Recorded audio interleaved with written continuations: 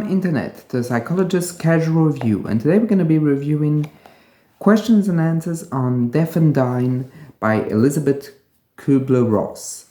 So this book was very, very interesting for so many reasons. But before I dig into it, the French translation is Accueillir la mort, which is welcoming death. And I feel that even though it's very far from the original title, it's quite a good resume of the book, because basically this is what it's going to be about. It's how to welcome death, or how to accept death within the family, or even within the patient.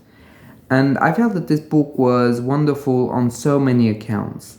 First and foremost, it's a collection of the questions Elisabeth Kübler-Ross received the most through her seminars, through her workshops. So you know it's going to be very authentic, very genuine in her approach, as she's answered those questions so many times that she knows how to answer them, why to answer them, and they're so thorough. Like, they're very simple, but they're so good. Like, for example, she does state that in the last moments you can touch the person that's going to pass, you can be with them, just your presence, and she says that in words that are just so, how can I say, just so genuine and so how can I say, intellectual. Like, it's really something that just is explained in the most simplest of languages and in the best possible way.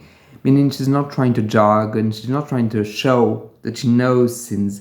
She just shares them with everyone. And even the most layman in psychology can understand that. And even for the professional, it's incredibly interesting, because she does give practical advice on what should a doctor do, what should the therapist do. You shouldn't hide death. And that's something that I found very interesting, very important even, as she does point out in the book that basically we are in a society that denies death, that thinks that in a way we're going to live forever, that we're limitless, that aging, dying, all those things are just postponed or just pushed aside.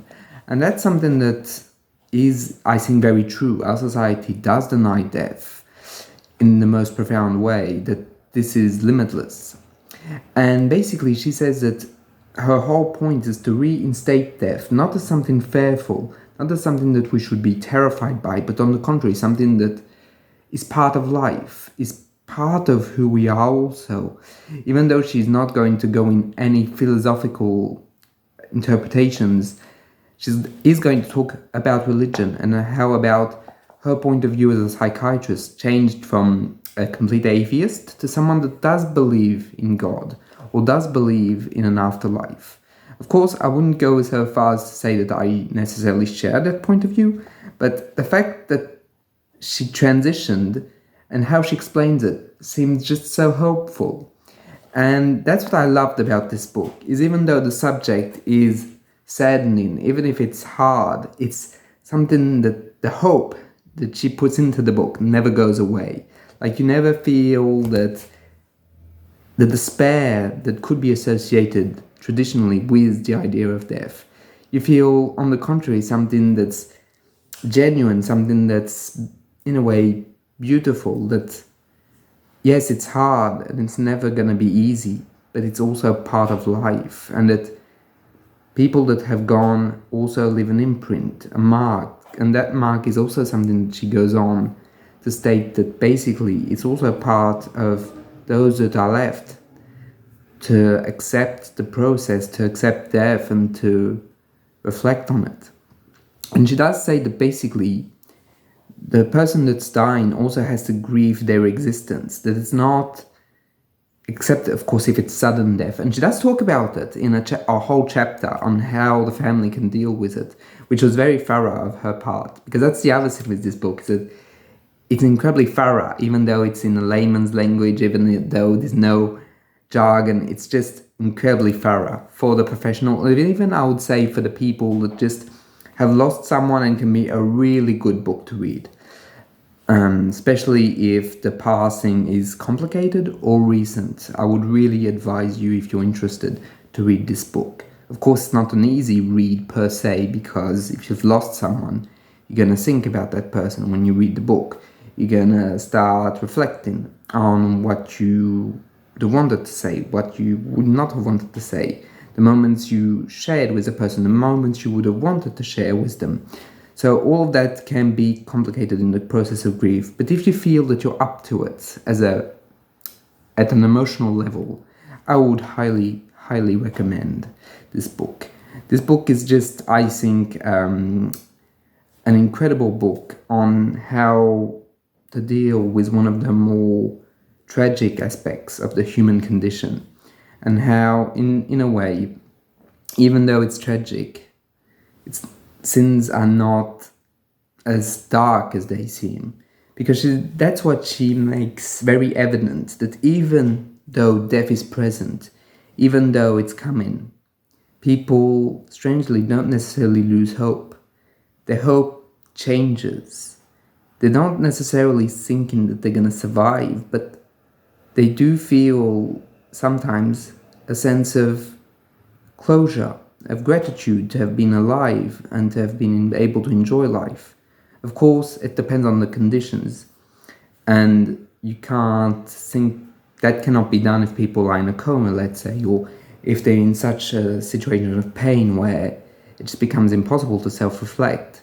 And she does say that for those people, for example, those that are in such deep biological pain, unnecessary psychic pain, that painkillers are also something that's very important, that one should not neglect, one should not discredit their pain because they're dying or they're on the verge of death, but on the contrary, you should take it completely into account.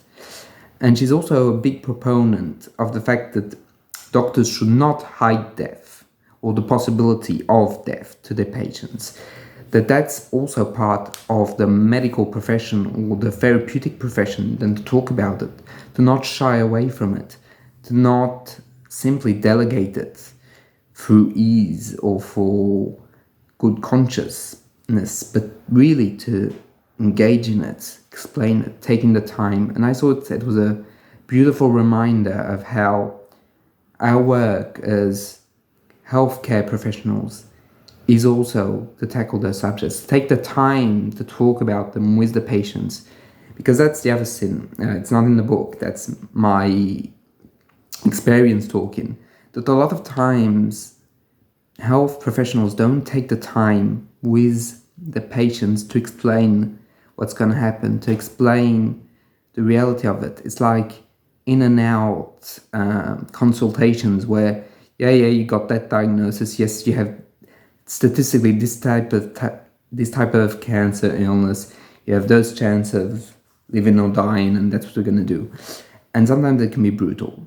And I'm not saying all physicians are like that. No, some of them are wonderful and incredible professionals, but some of them are just considering this as a job, as a task at hand. And I feel that this book of Kübler-Ross does emphasize that no, it can't just be a task at hand. It has to be as a human element. It has to be invested from a human to another human. It has to make the object of a relationship between the physician, the healthcare professional, the psychotherapist, and the person that's dying.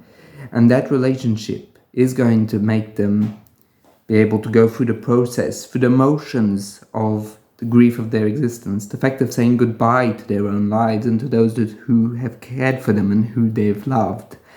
And that's something that's wonderful about this book. It's that it goes into all these details of just saying goodbye to life, both for the person that's dying and for the family and for the healthcare professionals. And I felt that this book was also so brave in how to tackle sins. And I know, on a personal note, that this book, I'll reread it, most likely again and again whenever I need it, because it's that good that you get answers. Of course, it doesn't exclude or prevent you as a person to find your own answers, to go beyond what the book gives. But it's an incredible help, a wonderful basis, and I would absolutely 100% recommend it. So whatever you felt about the book, please let me know in the comments if you want to leave a comment. So I will see you in the next one. Bye.